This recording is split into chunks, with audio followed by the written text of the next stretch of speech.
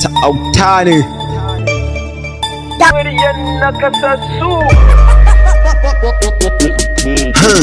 Allah ya isa, Allah ya isa, Allah ya isa, na fate ta na jaddada. Irin wannan wahala a kullun nake faman sha, saboda kawai ganin na samu mai zan ce sha. Ni ban ce aban ba, ban ce aban sile ba, to saboda mai aikin yanki na ma ba za a ba. Aikin banza sunan yana da gwamnati, amma na kasa tantance da fankofar gida da titi. A duba ba wuta, ba hanyoyin ruwa, babu ci babu sha, babu ilimin more rayuwa. Kun kyale kullum fasadi yana ta yin yaduwa. Jifirashe miya kun gani ku ta tsinuwa.